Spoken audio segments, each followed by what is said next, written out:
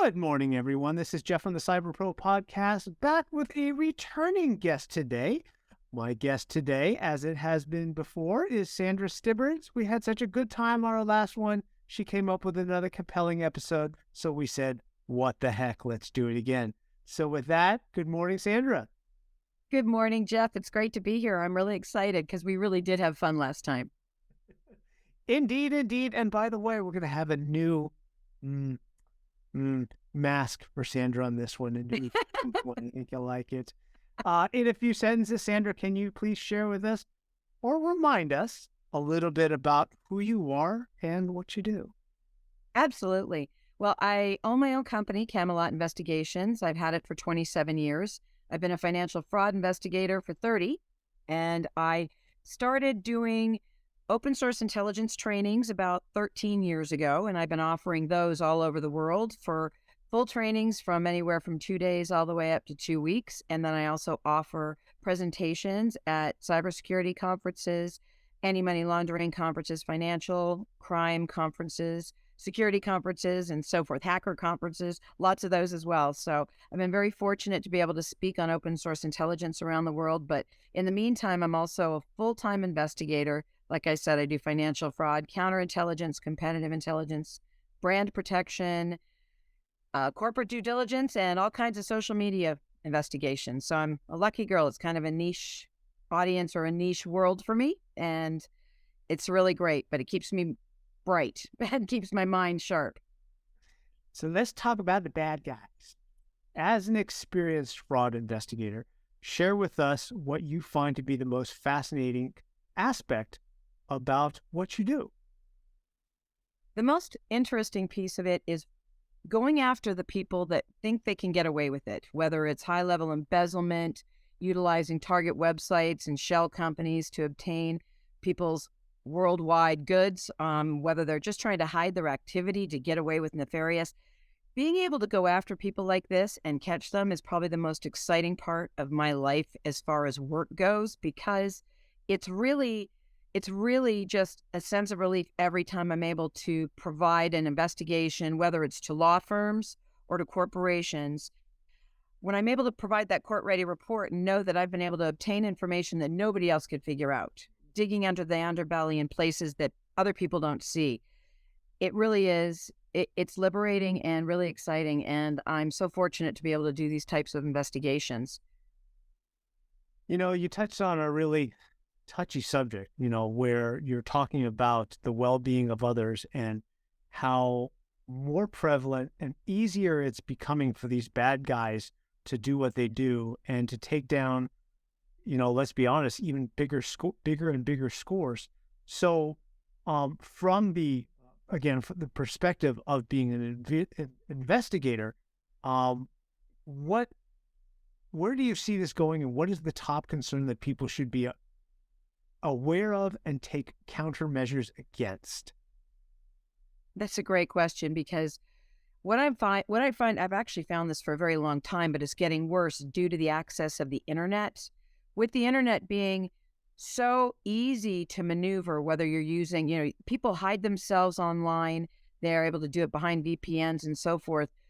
The problem that I'm seeing, and the biggest concern I have, is that corporations, even small businesses, are not taking the cyber piece of this seriously. I mean, we also have the human element where people can just talk things out of people on the phone, and it's so easy to pretext. But the thing is the internet, they think if we've set up our cyber team where, the IT people, where we have the cybersecurity, we're good to go.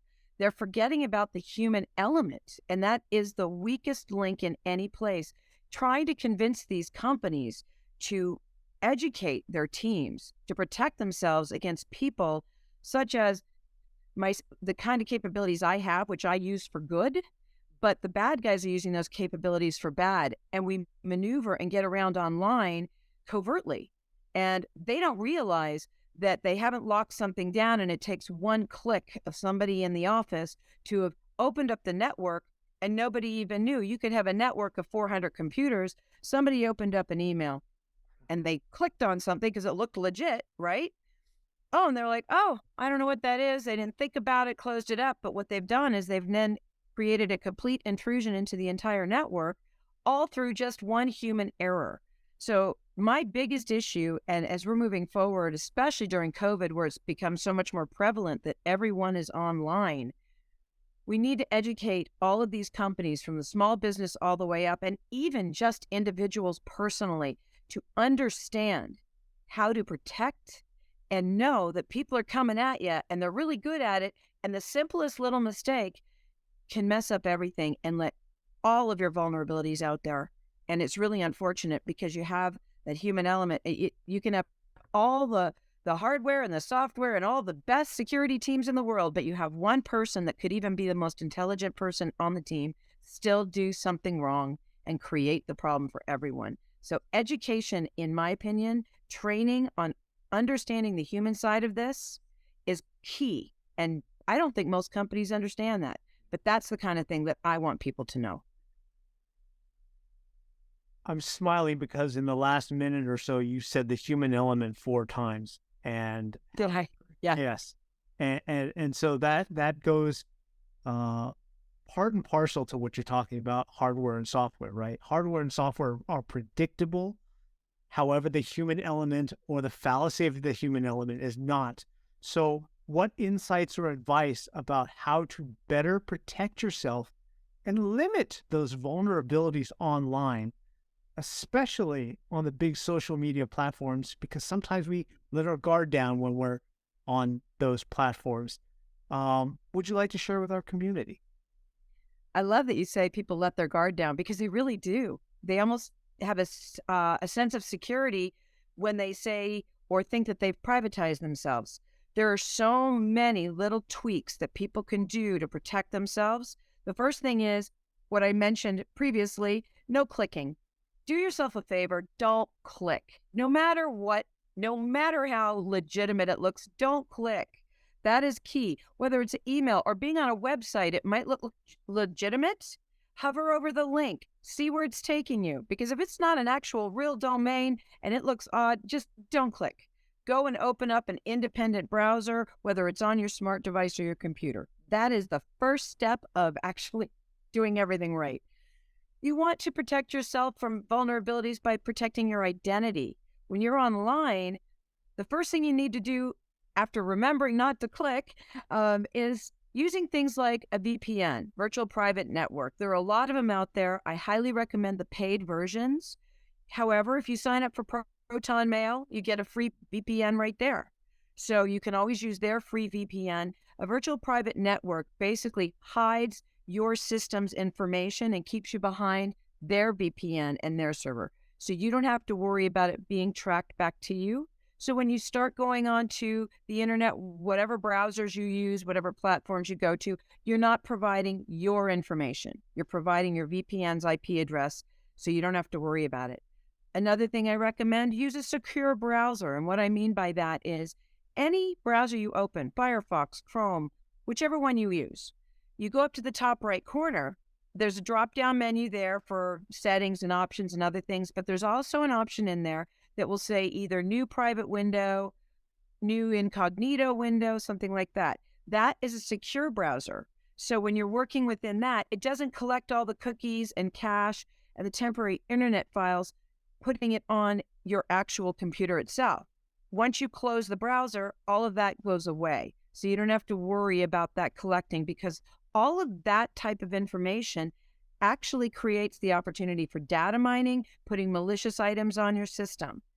You can then be sure when you're going onto those social media platforms, you might feel like you're secure. You know, everybody wants to privatize their Facebook, make sure that their settings are correct on all the different platforms. I'm going to give you a perfect example of when you go on to Facebook. You might privatize your friends. You might privatize your photos. And you might even privatize your timeline. But what you don't realize is all the other openings that you've left. You need to go into your privacy settings and look at all the ads that are collecting your information. Is your facial recognition turned on? Are you allowing people to tag you in photos without you vetting it first? There are so many privacy settings that you have to assess. In LinkedIn, it's a professional network. It's an open network. Everybody shows their profile. But what you probably, a lot of you might not know is when you go look at somebody else's profile, the default setting is to allow them to see that you are looking at the profile. Depending on what kind of work you're doing, you may not want them to know that you stopped by. I can tell you we don't want them knowing as an investigator that I'm looking at their profile. So I anonymize that. There's a lot of steps to your privacy and what information you're giving out there. So many people make the mistake on LinkedIn of having their birthday available. They don't even know it. If you go into your contact information, it actually shows your birthday in there if you're allowing people to see it. In a professional network, although I have colleagues that are also friends, I'm not saying happy birthday to anybody on there. It's a vulnerability for you that if you are my subject, I'm going to utilize that. So I'm hoping that the birthday is there. But for those of you that are trying to limit your vulnerabilities, don't have your birthday in there. It can be used against you. When you have your experience on LinkedIn, every item that you provide in that experience in every section gives away another piece of you, which can snowball into massive vulnerabilities. Say you work for IBM and you've had 3 or 4 different positions there. Don't list every position. That's my recommendation. It's up to you. You can put what you want, but it's a vulnerability. Because if you worked from IBM from 2010 to present and you've held 4 different positions and you give those different titles for each number of years or timeframes, somebody has that. It's like posting your entire detailed resume. You could just put in there 2010 to present. I've held these variety of positions and this is what I can offer, or this is what I do. Limit the information. So on these platforms, you need to go into each one of those platforms, into their settings, and go through every single option with a fine-tooth comb because they're looking to make money. So they want your information out there. So when you're going to all these social media platforms, using your VPN and being in a secure browser helps protect your identity. But it's not going to help at all if you start realizing that not all your privacy settings are set correctly. There's sites like TikTok and Reddit where those sites are really, really open. If you're logged in and signed up for those, my recommendation is don't post anything that you really don't want the whole world to know, because those types of sites I can scrape and get everything I want, even if you think you're private. So you need to assess all the platforms that you're utilizing, and then you also need to assess all the platforms you are utilizing, or whether you're searching them or you actually have accounts. The final thing I would say is audit yourself. And what I mean by that is go into Google, go into Bing, search them. And by the way, different search engines give you different information. All right. So when you're searching yourself, go into Google. I'll go into Google and put in Sandra Stibbard in quotes, right? And that gives me the exact phrase. I will run through everything, see if there's anything out there that I want to get taken down. Then I'll search Stibbard Sandra. I'm going to get different results in quotation marks. There's a site out there called onerep.com. It's spelled ONEREP.com. What it does is for a small fee, you can sign up for that, and it will continually remove you from all those online people directories that are out there. And you guys know what I'm talking about. It's like, whether it's True People Search, Fast People Search, Intellius, Been Verified, White Pages, Radaris, all of these sites collect and they buy third-party information. So your information is up for sale everywhere. So if you sign up for onerep.com, by the way, I'm not a representative for them, I promise. It's just, I think I use the resource for myself. And that's what I do. I tell people about resources that I think work well. That one will remove you from all those online people directories. It takes about a month for them to really grasp all of them, but they continually do it. And so you can always remove yourself from all these online directories independently. But I'm telling you, it was worth the fee just to get myself removed. But all these little tweaks can change and protect you and keep you from being vulnerable out there. I mean, it's the internet, it's online. We're still all vulnerable in ways, but you can limit it. And those are some of my tips to do that. Awesome. Thank you very much. I've got a bonus question, but I'm going to come back after question number 5, which is, you've spit out a lot of ways that we make ourselves vulnerable, and you spit out a lot of ways of things that we can do to get better at being less vulnerable. So tie that all together with a story. Share with us kind of a story that is going to make us move, right? Something that something happened to someone that unfortunately probably wasn't positive because they weren't doing the things that we just talked about and how this negatively affected them. Tell us a story about that, and then tell us what the good outcome was after. The perfect story in my head is for a colleague of mine who they were doing searches for their company where they would just go to one of those $50 background check companies, right? And I happened to become a client of theirs, and I was actually going to them for their services. And we're sitting there talking. I told them what I did, and then they said, well, we're hiring somebody to handle everything in the front, which includes, all the money, payroll. They had access to everything, right? All the confidential information. And I said, look, this is the recommendation I give all businesses, whether it's huge corporations down to small companies. You need to have an investigator actually handle the backgrounds, because these little $50, $75 searches aren't going to cover what you need. So I said, do me a favor, give me the report. I'm going to take a look at this, and I'm going to do what I normally do when it comes to doing corporate due diligences and corporate backgrounds to protect my clients. And I'll show you what you really want to do. So I ended up finding out that this guy had 2 felonies that were financial fraud within the FCRA time frame of the 7 years. It was just on the cut point of it. They didn't find that out. But then here's the kicker. I could find those online, which really ruined it for him. But what really ruined it for him on top of that was, if we hadn't even found the financial fraud piece, him as well as 3 other candidates, and the 3 other candidates didn't have any criminal, but they all had social media problems. Every single one of these 4 candidates, and my client eventually said, we give up, we're not even hiring for a while, because it was so disheartening that I was finding social media accounts that were negative. The one guy was really fascinating. He's not the one that had the criminal. The one guy that had the criminal, he had a profile picture of him on Facebook, sitting basically naked in a tub with bubbles and a glass of wine. And it was like, public account. This was not going to be a good representative for them either way. Skipping over to the other guy that really stood out for me, there was nothing else wrong with this guy except he had a perfect LinkedIn profile. It was set up, great professional photo. Everything was listed terrific. Then I found through the username a Facebook account that matched his username. Now, people can have the same username depending, but I knew it was him. The Facebook account was hefty, violent, political rhetoric. And he looked disturbingly scary.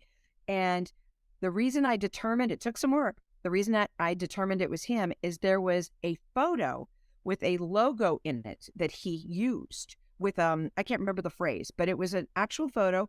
And I found that photo as the backdrop of the subject's LinkedIn page. So I knew it was the same guy. And when I sent the report to my client, he called me and said, Sandra, this isn't the same guy. And I said, oh, yes, it is. And he said, looks totally different. I said, I know he does. And I said, but, and then I walked him over to that and I showed him the process of how to find that image, and he couldn't even believe it. And that would have been so detrimental to their business to have somebody like this in their company. And he had such a beautiful front on LinkedIn and a horrifying Facebook profile.